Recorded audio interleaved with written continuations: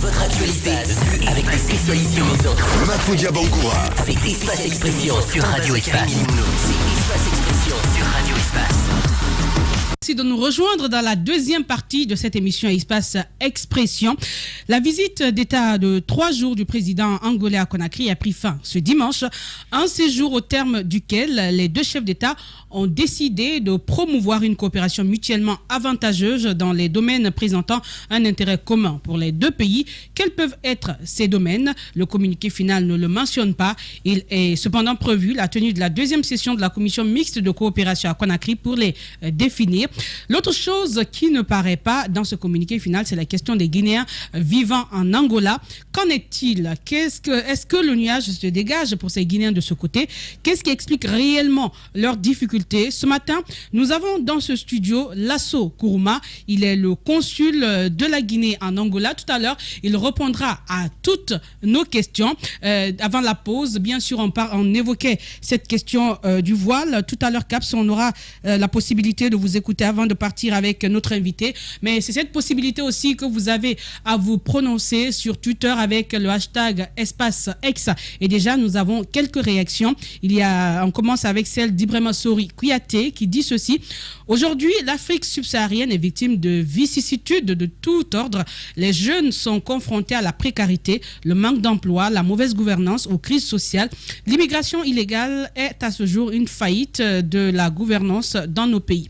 Et Aboubacar Seleyabe Diallo qui écrit « Bonjour Espace, car je ne suis pas contre le port du voile intégral dans la vie, mais en milieu scolaire, je suis contre. Le délégué n'a pas tort de l'avoir fait. La fille soucieuse de son examen devrait tout juste accepter de se soumettre. » Il y a Mamadou Ouribari qui note ceci. « Bonjour Espace, bonjour Maf et à toute l'équipe ce matin.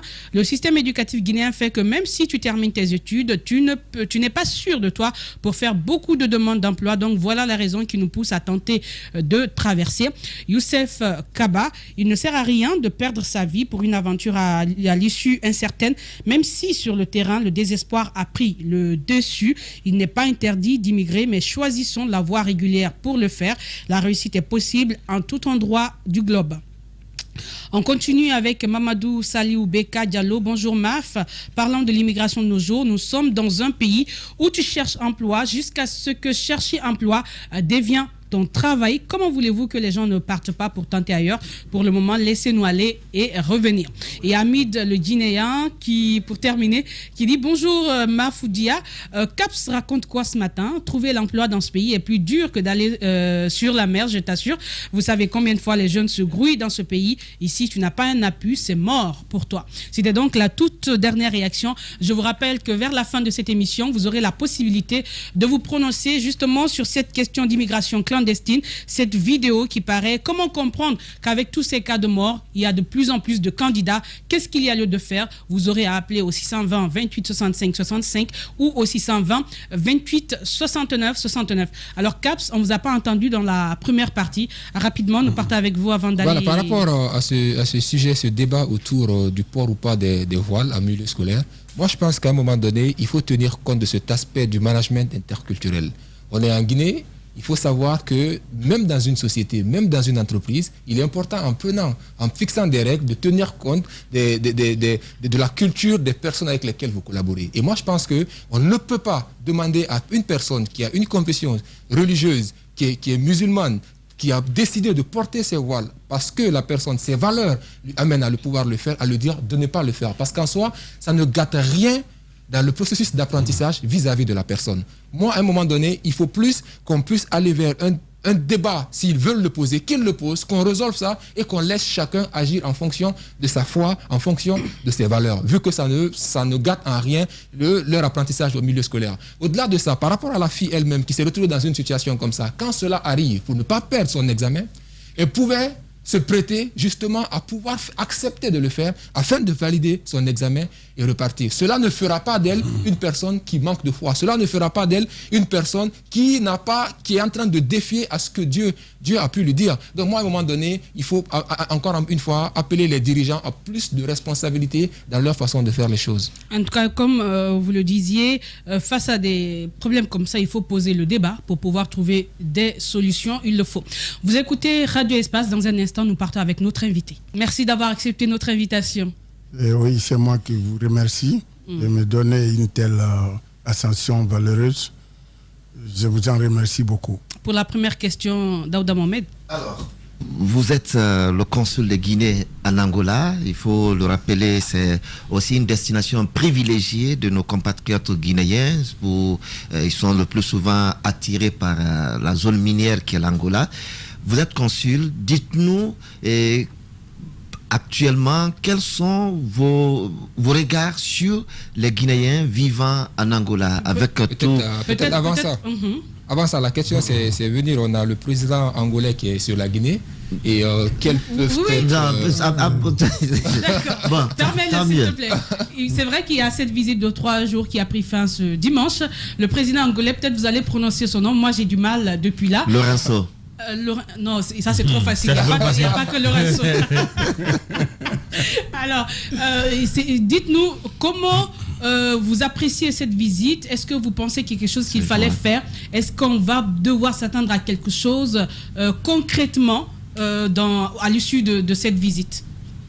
Vraiment, je vous en remercie beaucoup. Et tout ce qui a été. Je vous rappelle d'abord que je suis ancien consul de Guinée en Angola. Actuellement, je ne suis plus en poste. D'accord. Bien sûr, tout ce qui a été. L'arrivée du président João Manuel Gonçalves Lourenço a été un élément capital pour les relations entre les deux grandes nations.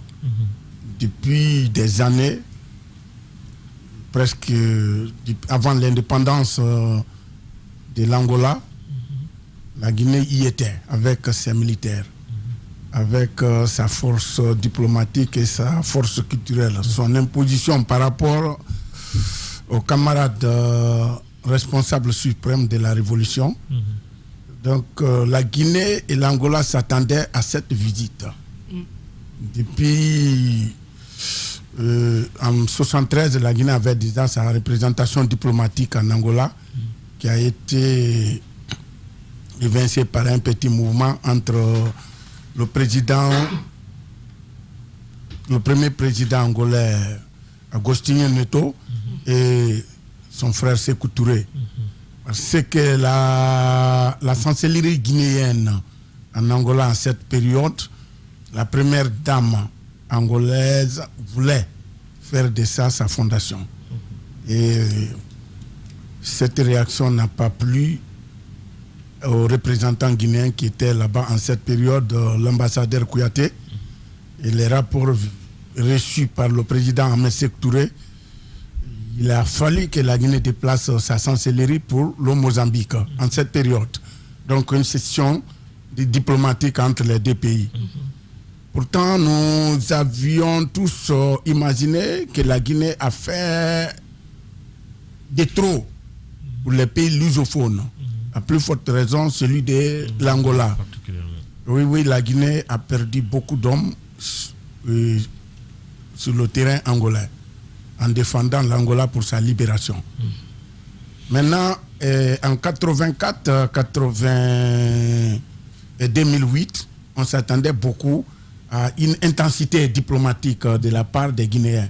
Mais nous sommes restés sous nos fins parce que les gens pensaient que nous avons fait beaucoup pour l'Angola et l'Angola devait reconnaître ça. Alors, le temps, c'est la génération. Les générations qui sont venues sont nouvelles par rapport à l'histoire, à leur histoire. Ils sont sortis d'une guerre et ils sont venus par rapport à leur économie, il y a l'orgueil qui les anime. Donc c'est là qui devaient faire le pont entre les deux pays, ne s'y sont pas intéressés. La Guinée est restée retranchée. L'Angola est resté en observation. Donc là, nous avons perdu l'opportunité. En 2008, lors de l'événement des militaires au pouvoir, le général Sekoupa avait voulu relancer. Il était reparti et avec une forte délégation et avec la ministre de coopération d'alors, la fille de Saïfon, Madame Saïfon, plus les Koutoubou et autres. Bon, entre-temps, c'était une période de transition. Bon, là, les choses étaient un peu bloquées, ça et là. En 2011, la première visite officielle d'un chef d'État guinéen, c'était le professeur Alpha Condé qui a visité l'Angola.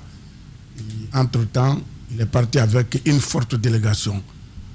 Le ministre de la Sécurité d'alors, Dr Mouramani Sissé, le ministre des Mines, Mohamed Lamine Fofana, le ministre, et tant d'autres ministres, par rapport à ces accords que nous devrions signer en cette période-là sous le magistère du président José Eduardo Santos. Entre-temps, l'Angola devait retourner l'ascenseur. C'était en 2014 que le programme a été fait. Et là, la Guinée a été fouettée par l'Ebola en cette période-là. Donc, ça a bloqué, entre autres, la visite du président José Eduardo Santos. Et les manifestations politiques, ça et là. Entre-temps, c'est finalement maintenant qu'on parvient à cette rencontre, à ce déplacement. À ce déplacement. Donc, l'ambassadeur Guigui Camara, qui était là en cette période, qui a travaillé à l'arrache-pied, pied d'œuvre nuit et jour par rapport à cette visite. Alors on comprend que la Guinée et l'Angola, c'est d'abord un lien historique.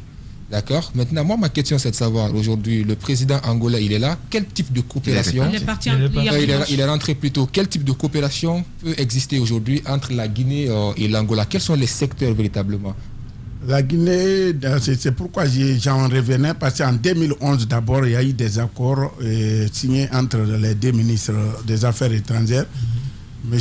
Nyako Ihaba, qui était le ministre des Affaires étrangères guinéennes, et Chikoti, qui était le ministre des Affaires extérieures angolaises.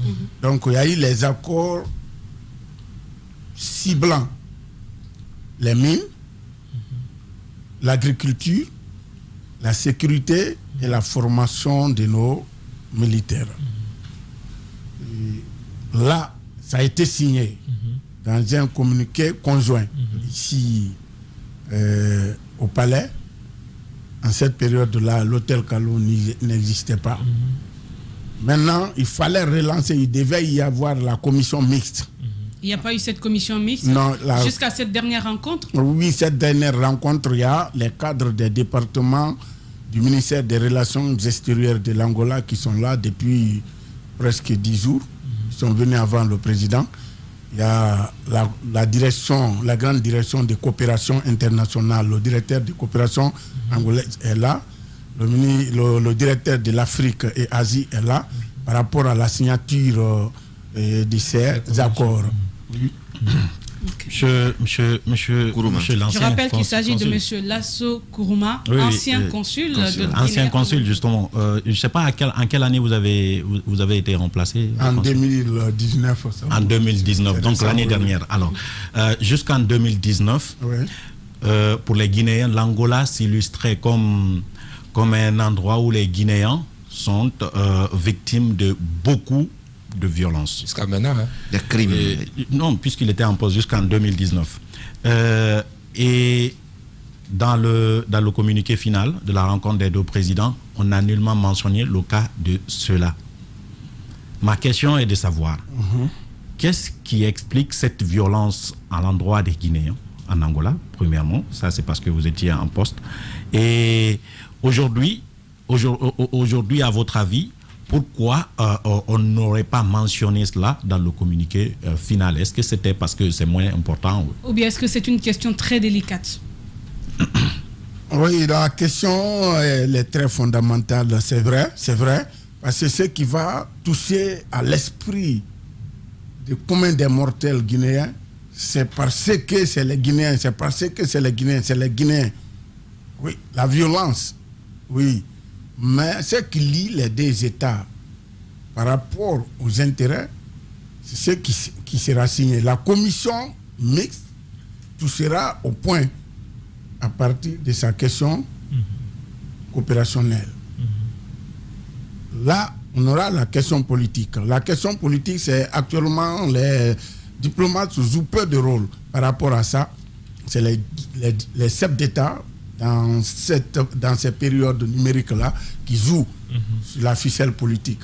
Avant, c'était l'ambassadeur et le conseiller politique. Mais actuellement, et ça surplombe déjà les diplomates. On peut traiter ça autrement. Mais qu'est-ce qui fait cette violence? C'est que la question fondamentale aujourd'hui. Les Guinéens sont beaucoup nombreux, comme tant d'autres Ouest-Africains. L'Angola devient on peut avoir une idée du chiffre de nombre de Guinéens là-bas? M'y arrivera. J'ai fait déjà une première interview ici sur l'immigration, la question guinéenne avec Abouakar Diallo. Vous vous rappelez bien sûr. Oui, la question, pourquoi cette violence, toute cette violence dans le milieu guinéen? Chaque nation ou chaque pays est régi par les règles, par les lois. Les lois doivent être respectées. L'Angola est une grande nation où la respectabilité des lois est une valeur. C'est des mœurs réelles, intouchables. Quiconque vit, et quand on entend parler de ces violences sur les Guinéens en Angola, on pense que dès qu'on atterrit en Angola seulement, c'est ce qu'elle est là. Non. Attention. Il y a deux points fondamentaux que je dois signaler, mon frère. Oui, vous avez posé une question que je vais répondre librement et puis vous allez être convaincu, naturellement. D'accord, allez-y. La violence, elle existe partout, d'abord. Elle est immuable à l'homme.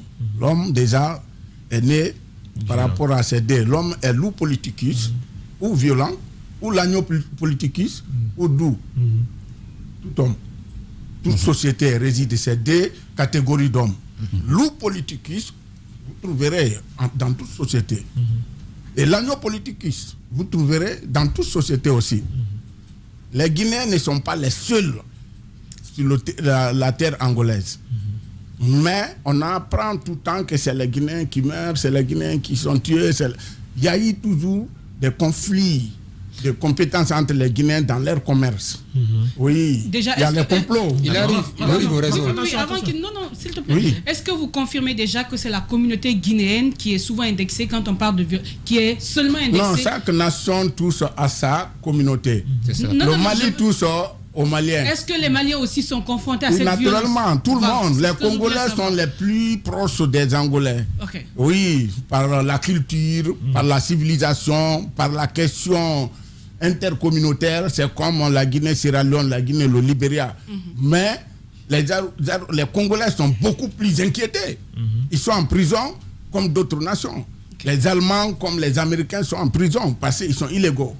D'accord. Alors, vous étiez sur ce point, sur cet élan. Les Guinéens sont le plus souvent victimes de crimes, même parfois. Odieux. Des crimes odieux. Ouais, on apprend que tel a tué ou tel Guinéen a été tué. Qu'est-ce qui pourrait expliquer ces criminalités au sein même de la communauté guinéenne? Il y a une sorte de filature entre les Guinéens, d'abord. Quand quelqu'un arrive à gagner, une sorte... On va l'écouter après. Tu poses ta question, s'il te plaît. Parce qu'en même temps... Non, il peut poser. Je suis là pour ça. Pose pas de question. Je fais une remarque dans le sens de sa question. Ouais. Comment est-ce que vous pouvez accepter que c'est des Guinéens qui tuent des Guinéens à l'étranger? Parce qu'en fait, c'est la réponse à la question. Au fait, vous dites que c'est un conflit entre la communauté guinéenne, entre eux, les violences, si je comprends bien la réponse. C'est basé ma question sur le paysage. Et là, on va travailler sur ça. Vous n'allez pas m'imputer quelque chose que je n'ai pas dit. On parlera de tous les facteurs. On parlera de tous les facteurs Non, on parlera de tous les facteurs socio-criminogènes. Ne posez pas une autre question. Oui, allez-y sur cette même question. Ouais. Pourquoi vous dites que ce sont les Guinéens qui se font du mal lorsque monsieur le ministre Banta Masso était ministre des Guinéens de l'étranger, il s'était rendu à Luanda par rapport à ces mêmes questions que nous sommes en train de débattre en ce moment-là. Il est parti, j'étais présent, et le vice-ministre de l'Intérieur de l'Angola a fait une statistique de ces criminalités ciblées, ça et là, entre cousins et camarades, entre associés dans les boutiques, quand ça donne une sorte de fruits. Et l'un cherche à éliminer l'autre. Moi, sur ma table, j'en avais un dossier qui n'en finissait pas. Et c'était entre cousins, frères et autres. tout ça. Mais il y a eu des crimes odieux contre toutes sortes. Les Angolais, quand vous partez dans les morgues en Angola, vous trouverez plus de tueries sur la communauté angolaise elle-même que les étrangers. Mais les étrangers doivent vous défendre. Moi, j'ai passé presque 2-3 ans entre les prisons et les morgues. À tout moment, dès que vous m'appelez, je n'avais même pas le temps dans mon bureau. Parce que chaque fois, on se levait. L'Angola est un pays naturellement comme ça. Et quand la crise est revenue, l'Angola, il y avait l'argent, tout le monde, c'était là. En 2015-16, il y a eu une crise qui a succombé le pays. Donc là, la frénésie par rapport à la criminalité, c'est accaparé sur la moralité des grands bandits. Alors si je vous comprends, la criminalité elle est partout, même dans la communauté angolaise. Alors pour reformuler la question, est-ce que ces tueries, est-ce que c'est des Angolais qui portent main, qui font ces violences-là sur les Guinéens, ou c'est véritablement les Guinéens entre eux qui se tuent? Non, les bandits sont tués et sont payés par certains de nos camarades, de nos compatriotes. Donc c'est les Guinéens qui payent des Guinéens et des d'autres compatriotes, même pas les Guinéens seulement. Les Chinois ont eu plus de secousses en Angola que n'importe qui. Où on prenait les Chinois, les commerçants ou les investisseurs chinois, où on les mettait dans les puits. Où on les disait, on a des espaces que vous allez acheter. Et les Chinois étaient excités par rapport à tout ça là. Ils venaient, on les prenait. On les enlevait. Oui, comme on a fait pour El Hadji Doura. Et tant d'autres, séquestraient et puis on les tuait. Et ce qui a fait la fuite de beaucoup de Chinois aujourd'hui vers Conakry. Les mines de Conakry sont minées. Quand tu vois 100 Chinois à Boké ou à Bofa, vous trouverez qu'il y a au moins 80 qui ont fait déjà l'Angola. Parce qu'ils veulent la liberté, ils veulent gagner en paix. Et c'est surtout toutes les communautés. Moi, vous avez dit que le premier facteur, c'est que des Guinéens payent des Guinéens pour tuer. L'autre facteur, ce sont, comme dans tout autre pays, des bandits qui ciblent cette insécurité. Est-ce qu'aujourd'hui, il y a un mécanisme de protection en Angola des investisseurs étrangers? Oui, bon, bien sûr que l'Angola, la police même sensibilise, parce que c'est une police professionnelle. Et on dit, il y a certaines zones, vaut mieux ne pas aller d'abord, ou quand vous, même dans nos mosquées, nos compatriotes sensibilisent les jeunes qui viennent d'arriver souvent, parce que certains viennent prendre d'autres jeunes ici, ils les envoient, bon, le jeune ne connaît pas la distance qui sépare Luanda et cette zone qu'il va opérer. Non, c'est à 60 km de Luanda, ils vont faire les cantines ou les boutiques d'alimentation. Et le petit qui vient d'arriver, on le met là-bas. Alors, c'est pas sécurisé. Parce que Luanda est trop grand. C'est un pays qui fait déjà 1 million, 642 000 km². C'est trop grand. Donc, la police travaille matin, midi, soir. N'importe quel étranger peut vous signifier ça. Vous voulez, j'ai l'impression... Vous écoutez, c'est que même l'État angolais, aujourd'hui, n'a pas une maîtrise du flux de l'insécurité. Non, il n'en a pas. Okay.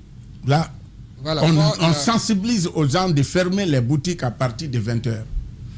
Mais d'autres, ils restent jusqu'à 23h. Alors, l'Angola, 22h, Luanda, la grande capitale Luanda, 22h, vous ne trouverez pas les gens dans les rues. Oui, alors, moi je relève juste quelques expressions dans vos explications.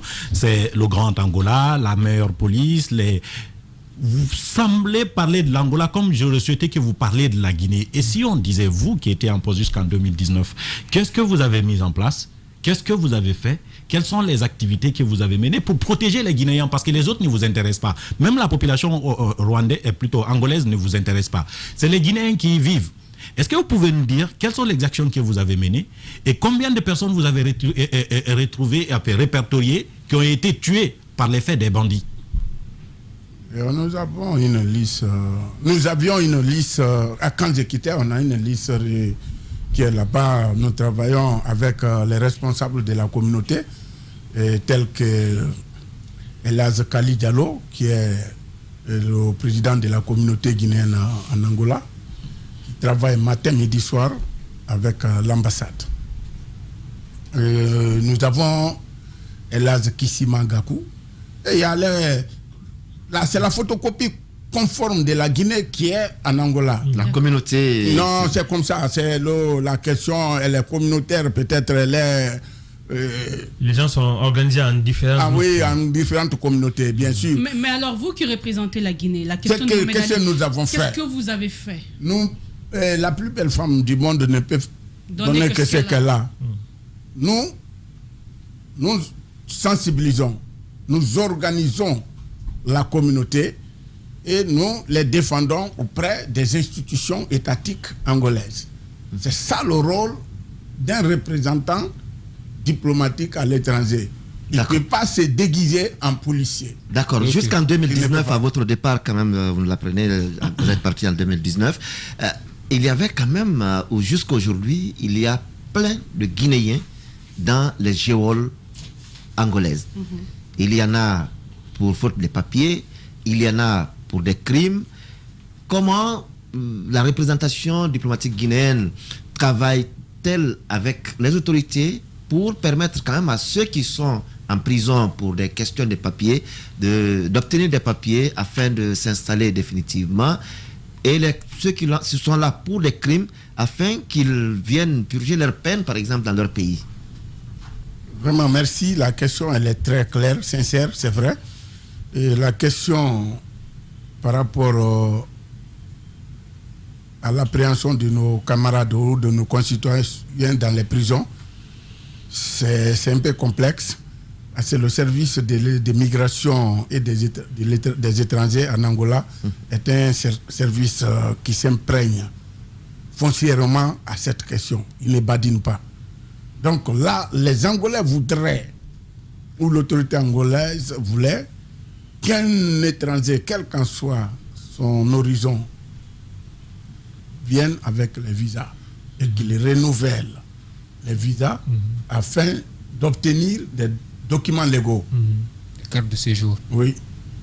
Lors de mon interview avec Aboubakar Diallo en 2014, je l'ai dit, les gens payaient en cette période-là $7,000 pour aller en Angola. Ils viennent, 2 mois après, le visa est expiré.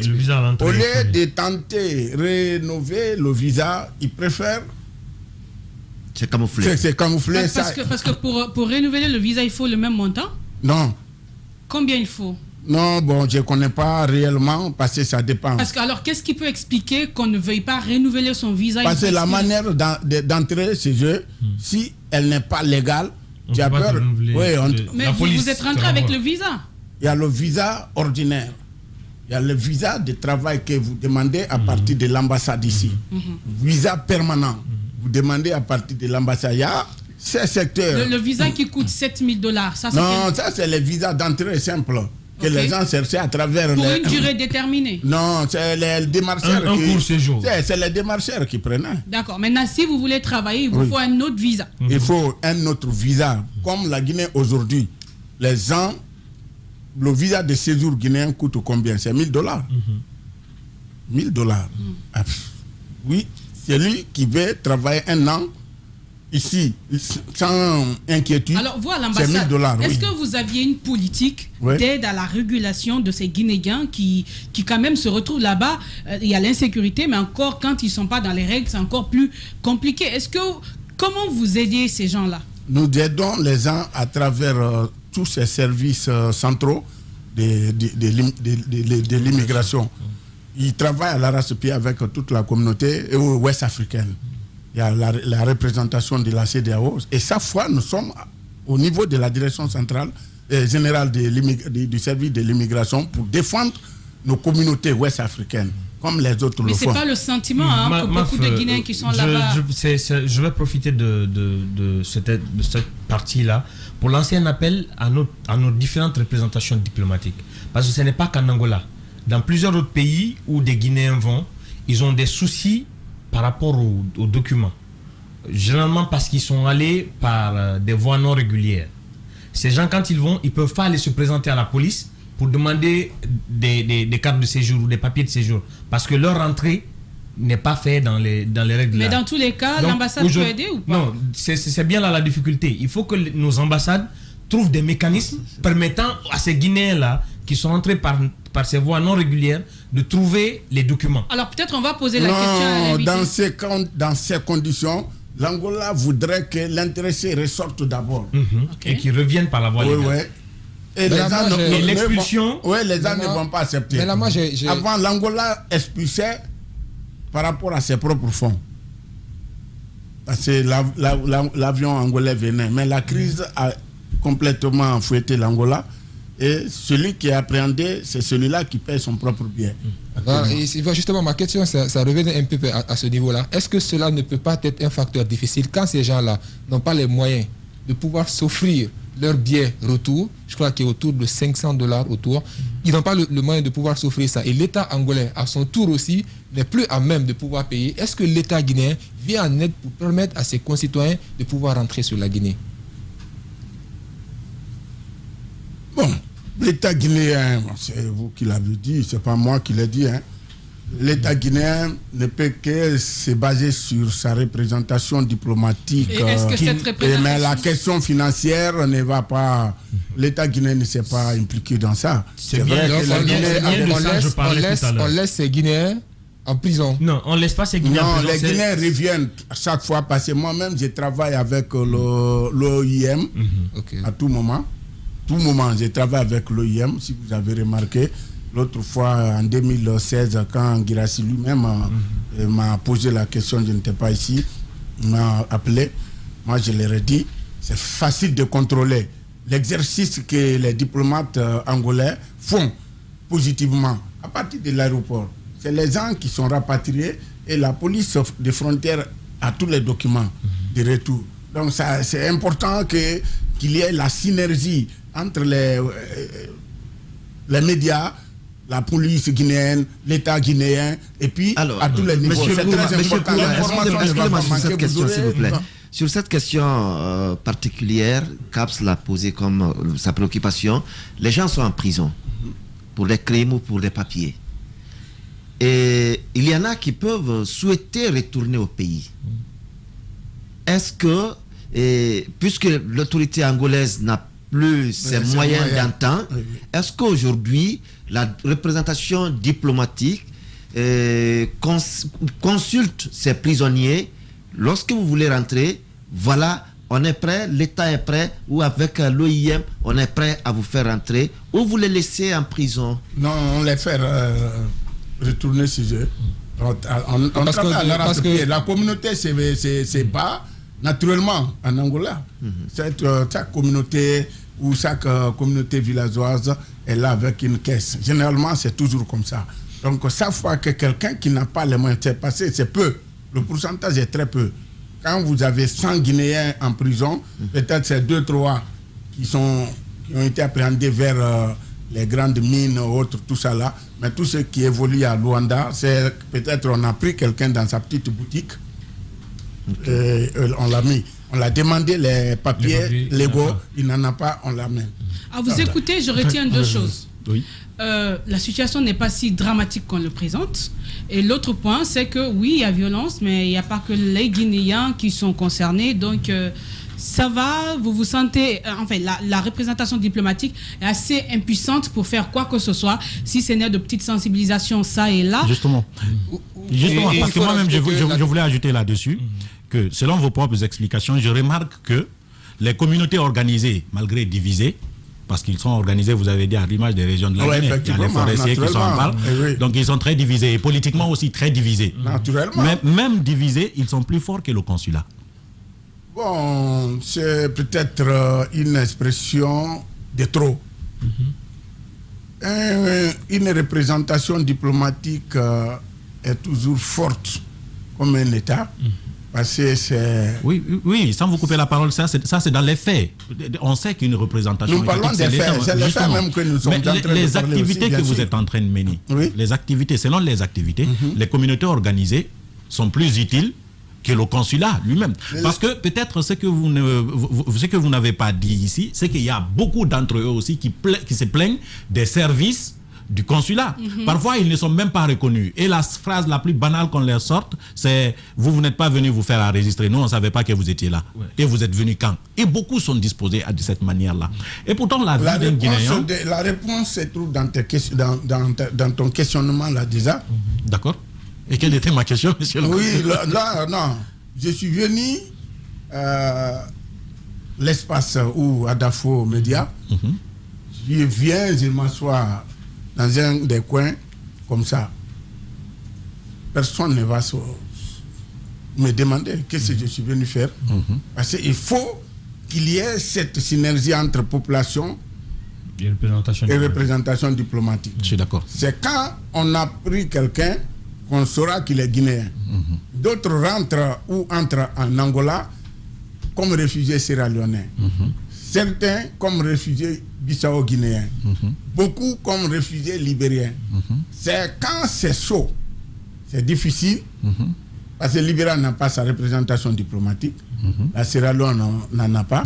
Donc ça veut dire qu'il faut parler une autre langue nationale guinéenne que nous nous imprégnons pour que nous puissions défendre l'intérêt national par rapport à un sentiment, non par rapport à une question juridique. Je suis totalement d'accord avec vous, monsieur le consul, sauf que ça devient l'argument favori de toutes les représentations guinéennes à l'extérieur. On a l'impression que ça ne fonctionne plus. Pourquoi?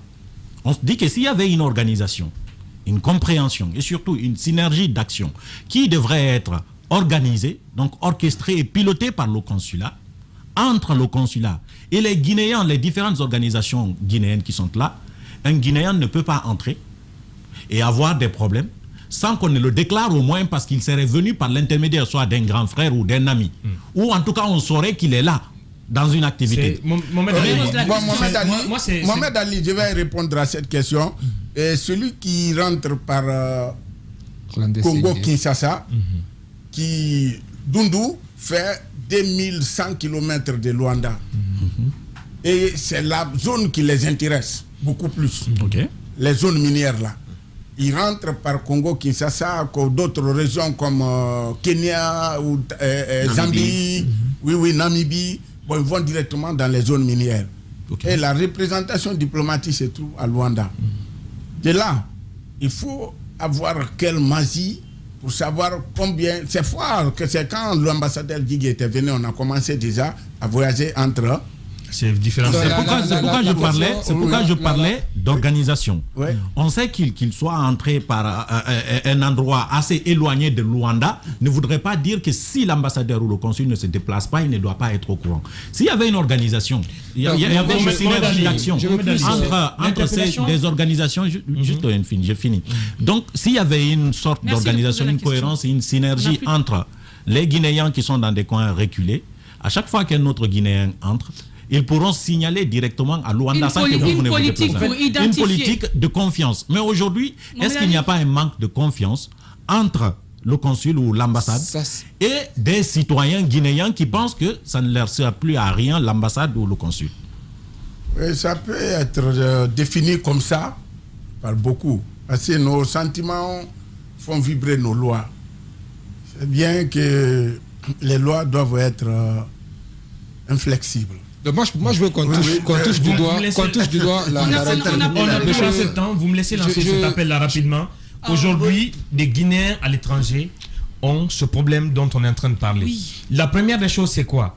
Il faut dire aux gens que quand ils arrivent dans un pays, de faire en sorte d'aller se déclarer auprès des représentations diplomatiques. S'il te plaît, on a plus ma question, M. Kourouma, est-ce que quand on sent que vous avez la volonté, vous avez envie de faire les choses, mais vous n'arrivez pas à le faire. Est-ce que ça se situe véritablement au niveau du budget? Est-ce que cette représentation diplomatique est là-bas, vous n'avez pas assez de temps, nous avons parlé de la visite du président angolais, les accords, vous n'avez pas vu, ces phénomènes migratoires dans nos...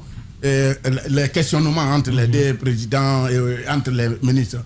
Mais c'est pour vous dire que l'arrivée du président angolais ou du gouvernement ou de l'État angolais aujourd'hui en Guinée va résoudre tous ces problèmes-là. Vous avez écouté le président Alpha Condé parler hier que les hommes d'affaires guinéens seront les bienvenus en Angola et les hommes d'affaires angolais seront les bienvenus en Guinée. Ça va dépendre maintenant de la peinture que nous allons faire entre dans la commission mixte. Et ça va toucher foncièrement. La Guinée aura besoin de l'Angola par rapport à la question migratoire, ses concitoyens. L'Angola, il n'y a pas assez d'Angolais ici, mais ils auront besoin de la Guinée par rapport à ses mines ou par rapport à quelqu'un. Ces intérêts-là vont nous souder quelque part. Et puis, nous allons protéger nos concitoyens à travers les documentations légales. Ça, c'est clair. Mais une fois que la visite-là n'était pas effectuée, rien n'était clair. Il faut pas se leurrer. D'accord. Alors, à vous écouter, l'espoir est permis après cette visite de 3 jours du président angolais ici en Guinée. Nous vous disons merci, M. Lasso Kourouma, d'avoir répondu à nos questions. Moi qui vous remercie. C'est un grand honneur pour moi d'y être dans cet espace. Le monde, c'est l'espace. Et si vous êtes espace, c'est un grand honneur. Merci d'avoir répondu à nos questions. À présent, la parole à vous, chers auditeurs. Espace Expression. Radio Espace Expression. Votre actualité vue avec des spécialistes maison. Depuis hier soir, les Guinéens sur la toile, une vidéo de jeune dame secourue au large de la Tunisie par des pêcheurs. Elle tentait de rejoindre l'Europe sur des bateaux de fortune. Des morts, encore des morts, mais les candidats à l'immigration sont toujours aussi nombreux. Pourquoi, selon vous, qu'est-ce qu'il faut faire pour sauver ces vies? Appelez, réagissez au 620 28 65 65 ou au 620 28 69 69. On a un premier auditeur. Allô, bonjour, qu'on a malheureusement perdu. Donc, appelez, réagissez au 620 28 65 65 ou au 620 28 69 69. Allô, bonjour. Oui, bonjour madame.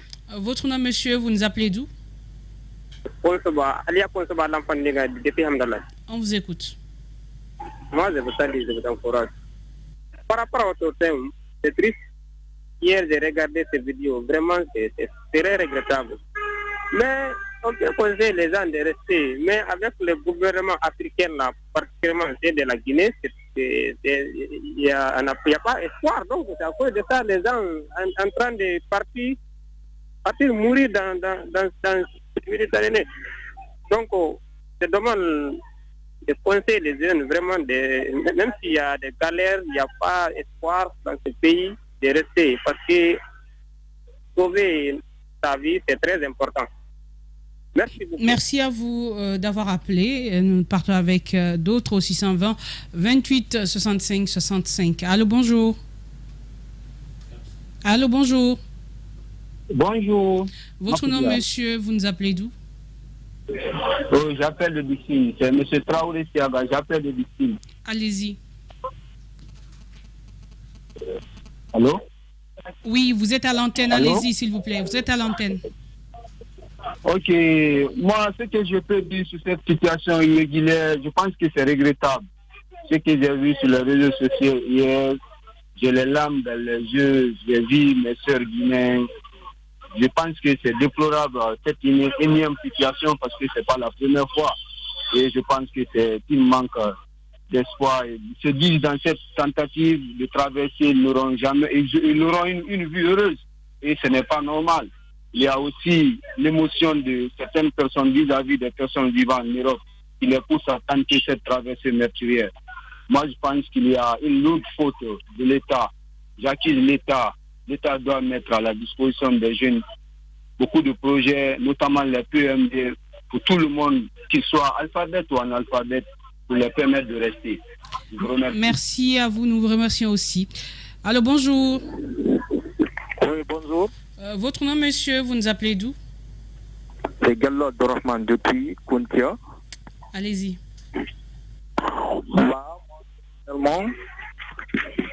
Je suis élève, mais... On a quelques soucis, trop de bruit autour de vous.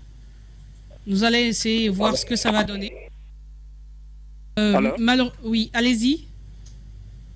Je dis, je suis un élève, c'est Gallo Dorfman. Je suis très intéressé par votre débat d'aujourd'hui. Particulièrement nous les Guinéens, surtout les jeunes. Nous sommes très intéressés ici en Guinée. Tu peux finir les études et puis il n'y a pas de boulot ni rien. Tu seras obligé d'immigrer. on dit la mort c'est une seule fois. Ça n'arrive qu'une seule fois dans la vie. Alors il faut tenter ta chance. Mais alors, mais quand on sait qu'il y a une possibilité de réussir ici, il y en a qui ont réussi ici, faut-il risquer sa vie forcément? Mais la mort, c'est une seule fois dans la vie. Ça ne ne pensez-vous pas que c'est un simple raccourci là? Quand on va en Europe, c'est pour faire des petits boulots qu'on aurait pu faire ici, mais qu'on refuse de faire. Ici, la Guinée, vous le savez que moi, que ça ne va pas ici. Si tu n'as pas de bras longs, tu n'as pas la possibilité d'intégrer la fonction publique ni rien. Il y a l'entrepreneuriat, il y a des projets, l'argent que vous investissez qu'on peut investir dans le voyage, 30 millions, 40 millions, peut bien servir ici. Ici, avec ces 30 millions, tu peux aller. Allô? On vous écoute, allez-y. Là, ici, particulièrement nous, les jeunes Guinéens, nous préférons prendre ces 30 millions, voyager que de rester ici. Pourquoi? Pourquoi? Parce que nous savons qu'il n'y a pas la sécurité d'un. Là où vous allez, il n'y a pas forcément... Nous sommes confrontés avec des violences policières et mieux vaut aller que de rester. D'accord. Nous pensons que vous trouverez une solution à vos problèmes qui ne nécessitent pas forcément de donner sa vie. En tout cas, bon courage à vous. Nous avons encore le temps. 2 ou 3 auditeurs qui peuvent appeler au 620 28 65 65. Allô, bonjour. Bonjour. Votre nom, monsieur, bonjour, vous nous appelez madame. d'où? Oui, votre nom, vous nous appelez d'où? Moi, juste, monsieur Touré. C'est pour vous parler de l'Angola. Bon, malheureusement, oui, on aurait bien voulu, mais ce n'est pas le sujet du jour et nous aimons bien nous en tenir. Peut-être vous pourrez appeler après l'émission au même numéro et on pourra vous répondre et voir comment organiser tout cela. Ok, d'accord. Merci bien à vous. 620 28 65 65 ou 620 28 69 69. Allô, bonjour. Allô? Oui, bonjour. Votre nom, monsieur, vous nous appelez d'où? Je vous appelle depuis Kindia, c'est Oulem Logement. C'est votre nom de famille, ça? Je dis, c'est Oulem Logement depuis Kindia. Oulem Logement, c'est pas votre vrai nom, ça? Donnez-nous votre nom, s'il vous plaît. Allô? Allô? Oui, merci. Oui, allez-y, on vous écoute. C'était bon. Dans la vie, il faut pas vivre ça prendre quelque chose. L'étude, le travail, tout est possible. Nous, on n'a pas étudié, mais on se débrouille pour avoir de petits boulots. Vous voyez? Le petit conseil que je donne, tout le monde va s'apprendre à faire quelque chose pour avoir son petit pain au maximum. Pour donner notre... On a perdu cet auditeur depuis Kindia. Allô, bonjour, cet autre. Si le temps nous permet, peut-être un dernier, un seul au 620 28 65 65 ou au 620 28 69 69. Allô, bonjour. On a perdu cet auditeur, un signal que c'est fini pour aujourd'hui. Merci d'avoir été des nôtres. C'est la fin de cette émission. Portez-vous bien. On se retrouve, Inch'Allah, demain pour un autre numéro. D'ici là, passez une excellente journée en compagnie de nos programmes. Radio Espace, Espace Expression. Votre actualité vue avec des spécialistes maison. Tamba Zakari Milimouno. C'est Espace Expression sur Radio Espace.